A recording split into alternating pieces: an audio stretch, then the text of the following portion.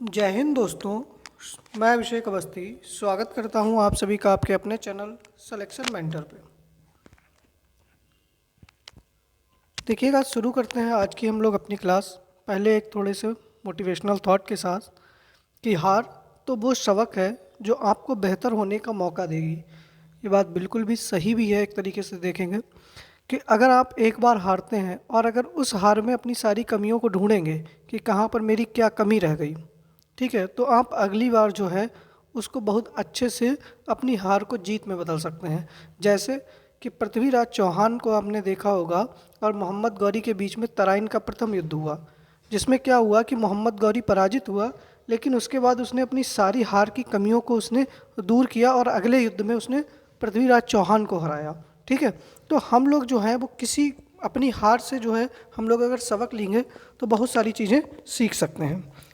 बाकी भाई सभी लोगों से एक निवेदन है कि आप लोग वीडियो को शेयर कर दीजिएगा। जितने लोग भी ग्रुप से जुड़े हुए हैं, एक बार आप लोग लिंक कॉपी करके जो है वह वीडियो को शेयर कर दीजिएगा और लाइक भी कर दीजिएगा। अगर लाइक नहीं किए हैं बॉस तो लाइक भी कर दीजिएगा। ठीक है, बाकी आप लोगों को लग ही रहा होगा कि आप लोगों को कंटेंट कैसा मिल रहा है, तो अपने सभी दोस्तों से एक बार आप लोग शेयर ज़रूर कर दीजिएगा। ठीक है, चलिए अगर आप लोग तैयार हैं तो रेडी लिखिएगा। क्लास को हम लोग शुरू करते हैं। एक बार अपनी सभी लोग उपस्थिति दर्ज कराएं। ठीक है, फिर हम लोग क्लास जो है उसको शुरू करते हैं। ठीक है, चलिए पहला प्रश्न है हम लोगों का कि यूक्रेन को लड़ाकू विमान उपलब्ध कराने वाला पहला नाटो देश कौन सा है? Germany, France, Poland, America. बताइएगा कि यूक्रेन को लड़ाकू विमान उपलब्ध कराने वाला पहला नाटो देश कौन सा है। तो पहले प्रश्न का सही आंसर आप लोगों का क्या हो जाएगा, जल्दी से बताइएगा। तो पहले प्रश्न का सही आंसर हो जाएगा पोलैंड। कौन सा हो जाएगा कि यूक्रेन को लड़ाकू विमान उपलब्ध कराने वाला पहला नाटो देश कौन सा है? पोलैंड। अच्छा, जल्दी से आप लोग बताइएगा पोलैंड की राजधानी क्या है, पोलैंड की मुद्रा क्या है, और पोलैंड के जो है वर्तमान में राष्ट्रपति कौन है? बताइएगा जल्दी से आप लोग। इसके साथ में ही आप लोग ये बताइएगा नाटो के बारे में भी आप लोगों को बताना है। नाटो की स्थापना कब हुई, इसका मुख्यालय कहाँ है, इसके वर्तमान अध्यक्ष कौन है, वर्तमान अध्यक्ष कौन है, कुल कितने सदस्य हैं ये भी आप लोगों को बताना है, कुल सदस्य कितने हैं। ठीक है, तो देखिएगा पोलैंड की राजधानी क्या है? तो वार्सा है। क्या है भैया? पोलैंड की राजधानी वार्सा है। और यहाँ की मुद्रा जो है उसका नाम है पोलिश जुलाटो। क्या नाम है? पोलिश जुलाटो। और यह यूक्रेन का पड़ोसी देश है। यहाँ के जो राष्ट्रपति हैं उनका नाम है एंड्रेज डूडा। एंड्रेज डूडा नाम है, ये भी आप लोग याद रखिएगा। अच्छा, नाटो की स्थापना कब होती है? तो 24 मार्च 1952 को। कब हुई भैया? 24 मार्च 1952 को। इसका मुख्यालय कहाँ पर है? तो ब्रुसेल्स में है। ठीक है, ब्रुसेल्स कहाँ पर है? तो बेल्जियम में है। अध्यक्ष इसके जो हैं उनका नाम है जेंस, और यह 2014 से लगातार अध्यक्ष हैं स्टोल्टेनबर्ग। ठीक है, क्योंकि वर्तमान में देखिएगा नाटो बहुत ज़्यादा चर्चा में है, तो इससे प्रश्न आप लोगों को छोड़ना नहीं है। कुल सदस्य वर्तमान में 30 हैं और 30वां सदस्य इसका उत्तर मैसेडोनिया बना है। ठीक है, नाटो की फुल फॉर्म भी आप लोग याद रखना, नॉर्थ अटलांटिक ट्रीटी ऑर्गेनाइजेशन है। ठीक है, अच्छा यूक्रेन की राजधानी क्या है? जल्दी से आप लोग बता दीजिएगा। तो यूक्रेन की राजधानी क्या है? तो कीव है, ये भी आप लोग याद रखिएगा। ठीक है, यहाँ के राष्ट्रपति कौन है? तो व्लादिमीर जेलेंस्की हैं, जिनको time person of the year इस बार का चुना गया है। ठीक है, चलिए तो पहले प्रश्न का आप लोगों का सही आंसर क्या हो जाएगा? सी ऑप्शन आप लोगों का बिल्कुल सही हो जाएगा। आगे बढ़ते हैं। दूसरा प्रश्न है हमारा कि कार्बन डाइऑक्साइड आयात करने और इसे समुद्र के नीचे भंडारण करने वाला पहला देश कौन सा बना है? Denmark, Netherlands, Finland, Norway. और कोशिश ये करिएगा कि चार के चारों देशों की राजधानी भी आप लोग बता दीजिएगा। जो चारों ऑप्शन हैं ये भी बता दीजिएगा और आंसर तो बताइएगा। तो देखिएगा कार्बन डाइऑक्साइड आयात करने और इसे समुद्र के नीचे भंडारण करने वाला पहला देश जो बना है वो कौन सा बना है? डेनमार्क बना है। कौन सा बना है बेटा? डेनमार्क बना है। अच्छा, डेनमार्क की राजधानी क्या है? तो कोपेनहेगन है। क्या है? कोपेनहेगन है। नीदरलैंड की राजधानी क्या है? तो एम्स्टर्डम है। ठीक है। फिनलैंड की राजधानी क्या है? तो हेलसिंकी है। और नॉर्वे की राजधानी क्या है? ओस्लो है। ठीक है। कभी कभी राजधानियाँ भी आप लोगों से पूछ ली जाती हैं। अच्छा, डेनमार्क जो है यहाँ की राजधानी है, तो यहाँ की मुद्रा क्या है? भाषा तो यहाँ पर डेनिश बोली जाती है। और यहाँ के प्रधानमंत्री कौन हैं? कहाँ के? डेनमार्क के। ये भी बताइएगा। तो देखिएगा, मुद्रा है यहाँ की क्रोन, कहीं कहीं क्रोना भी लिखा होता है। ठीक है। और प्रधानमंत्री जो है वो मेटे फ्रेडरिक्सन है। कौन है? Mette Frederiksen. ठीक है, याद रखना आप सभी लोग। तो सही आंसर क्या हो जाएगा? ए ऑप्शन आप लोगों का सही हो जाएगा। ठीक है, चलिए तीसरा प्रश्न है हमारा कि संविधान का कौन सा भाग पंचायत से संबंधित है? भाग 4, भाग 17, भाग 9 या भाग 20? देखिएगा, बाकी आप लोगों को अगर देखिए वीडियो पसंद आ रही है तो वीडियो को लाइक ज़रूर कर दीजिएगा। और अभी बहुत सारी पूरी क्लास बची है, तो आप लोग एक बार शेयर भी कर दीजिएगा, जो भी आपके मित्र अभी तक नहीं जुड़ पाए हैं। तो देखिएगा, संविधान का कौन सा भाग जो है वो पंचायतों से संबंधित है? तो सही आंसर हो जाएगा भाग 9। कौन सा हो जाएगा? भाग 9। और भाग 9 में कहाँ तक पंचायतों का वर्णन है? तो अनुच्छेद 243 से 243 तक। ठीक है। भाग 4 में क्या है? तो राज्य के नीति निर्देशक तत्व हैं। क्या है बेटा? राज्य के नीति निर्देशक तत्व हैं। और राज्य के नीति निर्देशक तत्व हमने किस देश के संविधान से लिए हैं, ये बताइएगा। और यह कहाँ तक है? तो अनुच्छेद 36 से 51 तक है। भाग 17 में क्या है? तो देखिएगा, भाग 17 में राजभाषा है। क्या है? राजभाषा है। और राजभाषा कहाँ से कहाँ तक है? तो अनुच्छेद 343 से 351 खा तक। ठीक है। और भाग 20 में क्या है? तो भाग 20 में जो है आप लोगों का है संविधान संशोधन। और ये भी बताइएगा, संविधान संशोधन हमने किस देश के संविधान से लिया है? क्या है बेटा? संविधान संशोधन है। और संविधान संशोधन कहाँ पर है? तो अनुच्छेद 368 से संबंधित है। इसको भी याद रखिएगा। राज्य के नीति निर्देशक तत्व आयरलैंड से लिए हैं और संविधान संशोधन हमने दक्षिण अफ्रीका से लिया है। ठीक है। अच्छा, भाग 3 में क्या है, ये भी बताइएगा आप लोग। और भाग 15 में क्या है? तो देखिएगा, भाग 3 में क्या है, जल्दी से बताइएगा। तो भाग 3 में है मूल अधिकार। ठीक है। अब हमने मूल अधिकार किस देश के संविधान से लिए हैं, बताइएगा आप लोग। तो मूल अधिकार कहाँ से कहाँ तक है? तो अनुच्छेद 12 से 35 तक। ठीक है। और भाग 15 में क्या है? तो भाग 15 में है हमारा निर्वाचन। क्या हो जाएगा? निर्वाचन हो जाएगा। और निर्वाचन कहाँ से कहाँ तक है? तो अनुच्छेद 324 से 329 का तक। ठीक है, याद रखना आप लोग। हाँ, तो हमने मूल अधिकार जो है वो कहाँ से लिए हैं? अमेरिका के संविधान से लिए हैं। ठीक है। सही आंसर इसका क्या हो जाएगा? सी ऑप्शन हो जाएगा। आगे बढ़ते हैं। चौथा प्रश्न है हमारा कि की गोम्पा पश्चिमी हिमालय में बौद्ध शिक्षा का सबसे बड़ा केंद्र किस राज्य में स्थित है? लद्दाख में है, हिमाचल प्रदेश में है, सिक्किम में है या अरुणाचल प्रदेश में है? आप सभी लोग जानते हैं कि हमारे यहाँ बौद्ध धर्म के काफ़ी लोग अनुयायी हैं। तो क्योंकि भाई बौद्ध धर्म का जन्मस्थली ही भारत है। वो अलग बात है कि बाद में जब शुंग वंश आया तो पुष्यमित्र शुंग ने बौद्धों पर बहुत सारा अत्याचार किया। तो इस वजह से क्या हुआ कि बौद्ध धर्म जो है वो भारत से थोड़ा बाहर भी विकसित हो गया। ठीक है। लेकिन आज भी भारत में बहुत बड़े जो हैं बौद्ध शिक्षा के केंद्र हैं। तो इन्हीं में से एक है कि की गोम्पा जो है वो कहाँ पर स्थित है? लद्दाख में है, हिमाचल प्रदेश में है, सिक्किम में है या अरुणाचल प्रदेश में है? बताइएगा। तो देखिएगा, जो की गोम्पा है वो कहाँ पर है? तो हिमाचल प्रदेश में है। सही आंसर क्या हो जाएगा? बी आंसर हो जाएगा। और हिमाचल प्रदेश में ही एक और बौद्ध धर्म का मठ है जिसका नाम है ताबो मठ। क्या है? ताबो मठ। लद्दाख में कौन सा है? तो याद रखिएगा आप लोग, हेमिस मठ है। कौन सा है बेटा? हेमिस मठ है। सिक्किम में कौन सा है? तो सिक्किम में है रूमटेक मठ। कौन सा है? रूमटेक मठ है। और अरुणाचल प्रदेश में तवांग मठ है। ठीक है, तवांग मठ है। सारे आप लोग याद रखिएगा। बाकी बौद्ध धर्म से संबंधित आपको जो भी प्रश्न अपने मन में आ रहा है तो आप लोग जो है उसको आंसर कर सकते हैं। ठीक है।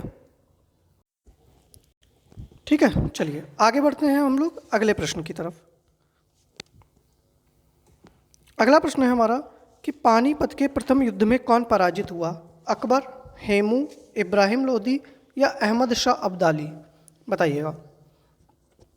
तो देखिएगा पानीपत का प्रथम युद्ध जो हुआ है वो किसके मध्य हुआ, पहले तो आप लोग ये बताइएगा। तो पानीपत का प्रथम युद्ध जो हुआ वो कब होता है? तो पानीपत का प्रथम युद्ध कब हुआ, जल्दी से बताइएगा। 21 अप्रैल 1526 को। किसके किसके मध्य होता है? बाबर और इब्राहिम लोदी। किसके मध्य होता है बेटा? बाबर और इब्राहिम लोदी के मध्य होता है, जिसमें कौन हार जाता है? इब्राहिम लोदी हार जाता है। और भारत में होता है बाबर के द्वारा किसकी नींव रखी जाती है? मुगल वंश की नींव रखी जाती है। ठीक है, क्या होता है? मुगल वंश की नींव रखी जाती है। इसी के साथ में इब्राहिम लोदी जो होता है पहली बार, ठीक है, युद्ध क्षेत्र में मरने वाला अगर कोई पहला राजा होता है तो वो भी इब्राहिम लोदी ही होता है। ठीक है, फिर आता है पानीपत का द्वितीय युद्ध। पानीपत का द्वितीय युद्ध कब हुआ, जल्दी से आप लोग बताइएगा। पानीपत का द्वितीय युद्ध कब होता है? तो पानीपत का द्वितीय युद्ध जो होता है 5 नवंबर 1556 को। कब होता है? 5 नवंबर 1556 को अकबर व हेमू के मध्य। ठीक है, जिसमें कौन पराजित होता है? तो इसमें जो होता है वो हेमू पराजित हो जाता है। हेमू अंतिम हिंदू राजा कहा जाता है। ठीक है, और इसको विक्रमादित्य की भी उपाधि दी जाती है। ठीक है, फिर आता है पानीपत का तृतीय युद्ध। क्या आता है? पानीपत का तृतीय युद्ध। और पानीपत का तृतीय युद्ध कब होता है, जल्दी से बताइएगा आप लोग। तो पानीपत का तृतीय युद्ध जो होता है वो 14 जनवरी 1761 को।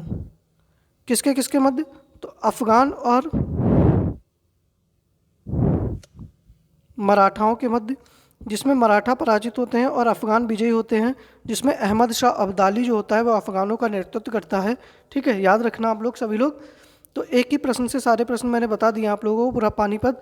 तो इस प्रश्न का तो सही आंसर आप लोगों का सी ऑप्शन हो जाएगा। ठीक है, चलिए आगे बढ़ते हैं अगले प्रश्न पर। छठा प्रश्न है हमारा कि भारत की सबसे लंबी नदी कौन सी है? गोदावरी, कृष्णा, नर्मदा, गंगा। तो देखिएगा इस प्रश्न का आंसर तो हमारी समझ से ऐसा कोई होगा ही नहीं जो बता न पाए। तो सही आंसर हो जाएगा गंगा। क्या हो जाएगा? गंगा हो जाएगा। अच्छा, गंगा की लंबाई कुल कितनी है? तो 2525 किलोमीटर है। कितनी है? 2525 किलोमीटर है, जिसमें से 2510 किलोमीटर भारत में और जो 15 किलोमीटर है वो बांग्लादेश में। गंगा जो होती है वो प्रवाहित होती है। ठीक है, अगर आपसे पूछ लिया जाए कि कितने राज्यों में गंगा बहती है, तो 5 राज्यों में। कहाँ से? क्योंकि उत्तराखंड से तो शुरू होती है। ठीक है, फिर उत्तर प्रदेश, उसके बाद में बिहार, झारखंड, झारखंड के बाद में पश्चिम बंगाल, और पश्चिम बंगाल से होते हुए बांग्लादेश, और बांग्लादेश के बाद में बंगाल की खाड़ी में।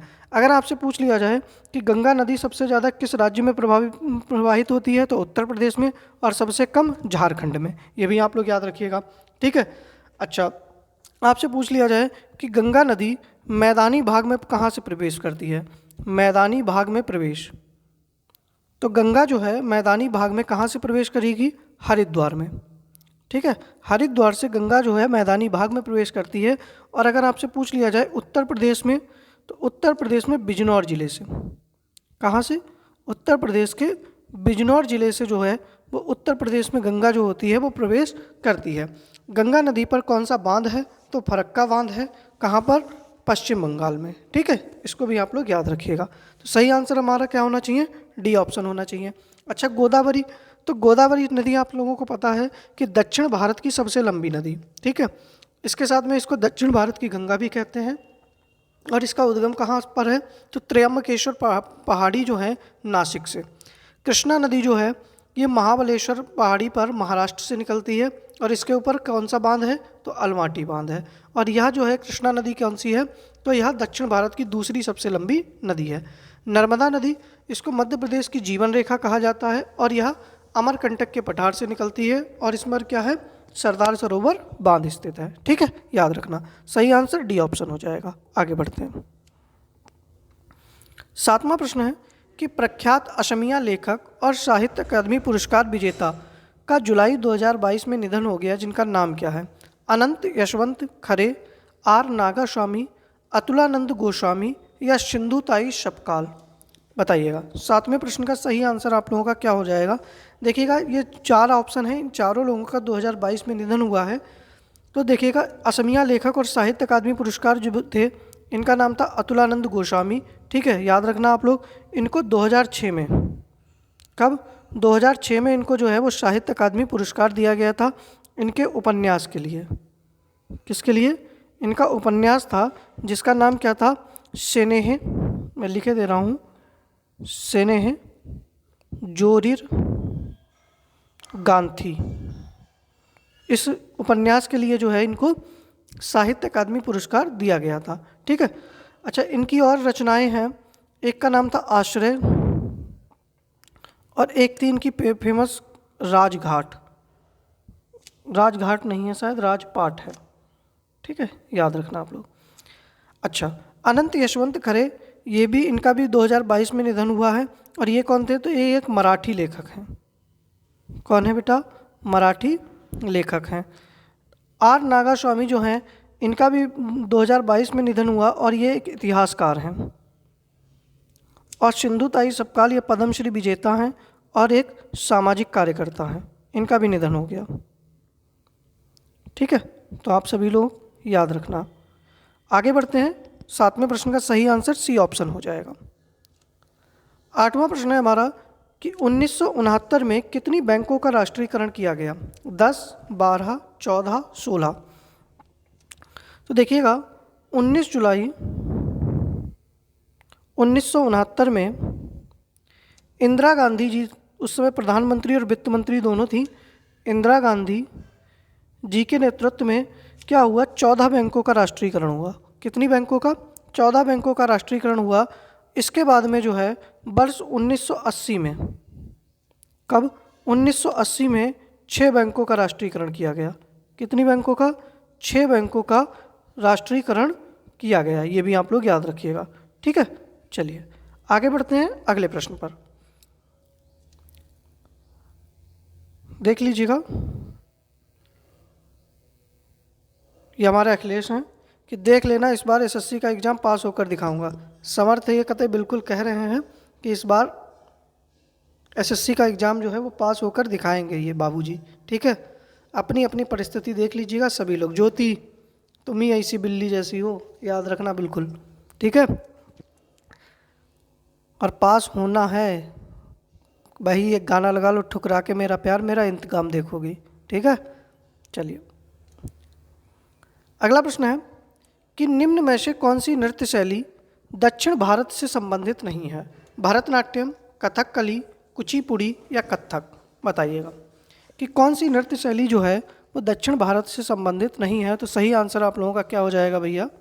बताइएगा। हाँ हाँ, ठुकरा के मेरा प्यार मेरा इंतकाम देखोगी, पता है हमको। खाली देखोगी नहीं, कभी कभी लड़के भी ठुकरा देते हैं तो लड़कियां भी बन जाती हैं बेटा डीएम। अब लड़की कोई बन गई दरोगा और तुम्हारा फंस गया कोई केस, चलेगा तुम्हारे ऊपर पटा, लिखा होगा उस पर आन मिलो सजना, फिर कब मिलोगे?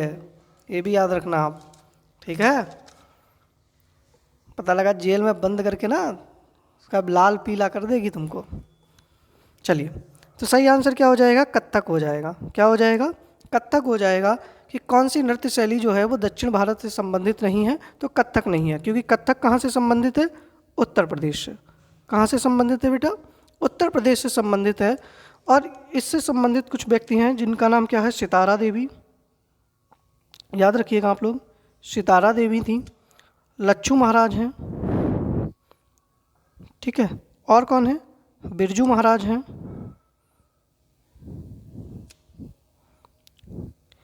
शास्त्रीय नृत्य कितने हैं? ये भी आप लोग बताइएगा, शास्त्रीय नृत्य कितने हैं?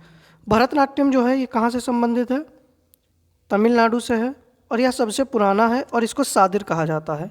कथकली कहाँ से है? तो कथकली आप लोगों का कहाँ से हो जाएगा? केरल से हो जाएगा।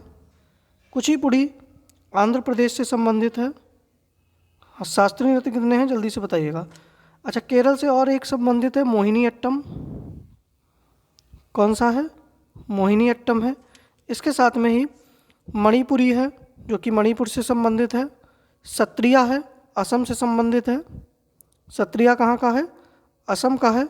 और ओडिसी है, जो ओडिसी है वो कहाँ से है? तो उड़ीसा से संबंधित है। तो कितने शास्त्रीय नृत्य हैं? 1 2 3 4 5 6 7 और 8। ठीक है, याद रखिएगा। सबसे नवीनतम कौन सा है? तो सत्रिया है, असम वाला। ठीक है, चलिए सही आंसर डी ऑप्शन हो जाएगा।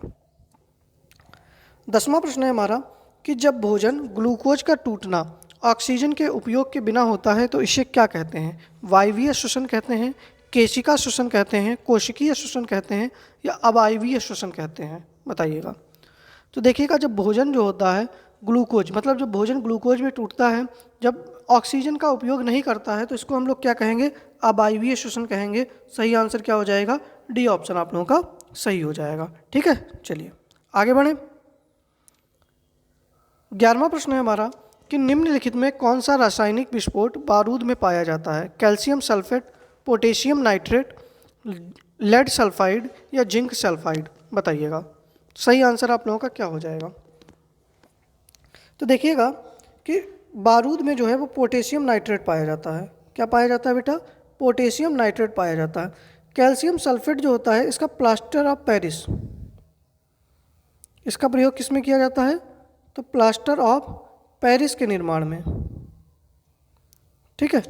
लेड सल्फाइड जो होता है तो इसका जैसे कि प्रकाश, जो प्रकाशिकी होगा उसके उपयोग में।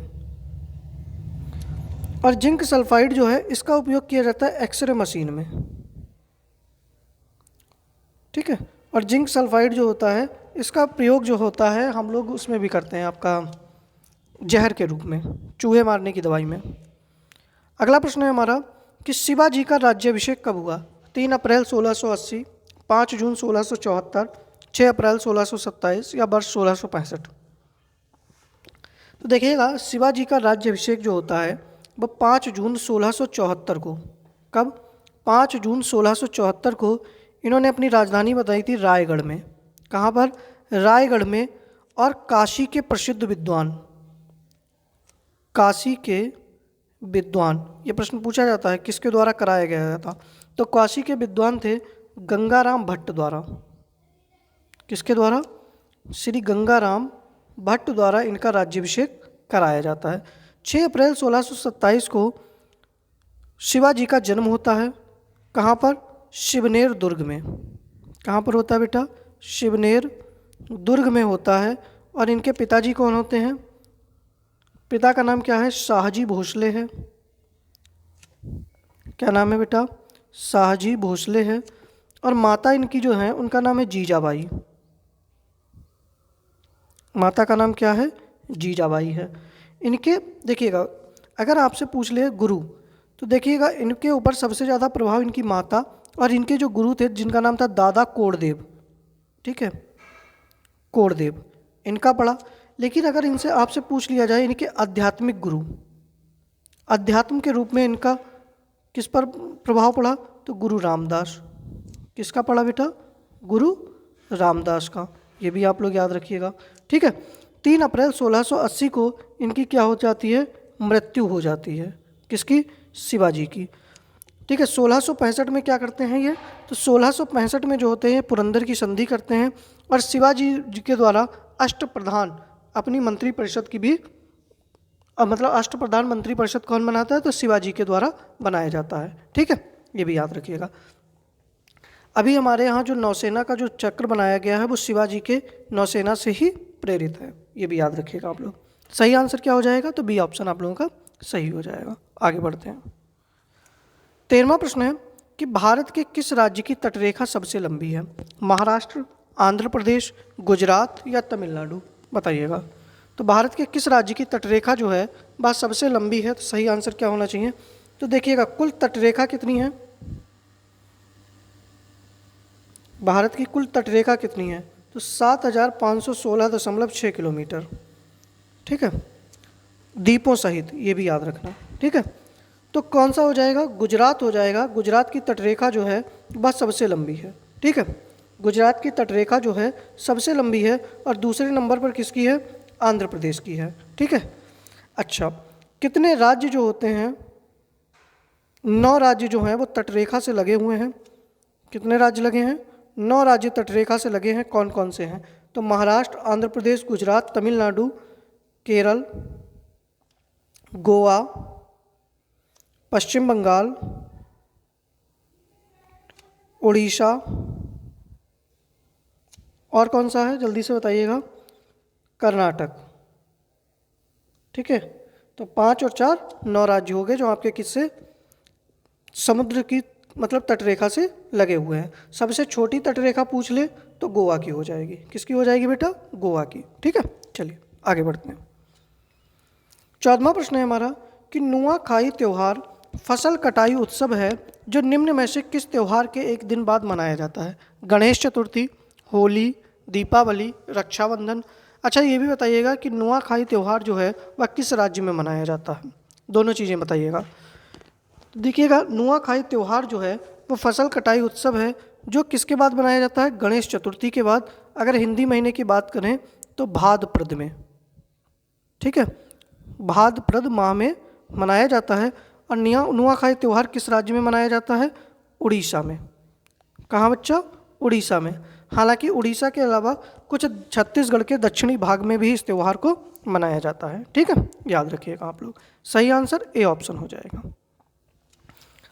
15वां प्रश्न है हमारा कि पेयजल आपूर्ति कीटाणु रहित करने के लिए सबसे अधिक उपयोग किए जाने वाला विरंजक कौन सा है? फिनाइल, अल्कोहल, क्लोरीन या आशुत जल? बताइएगा।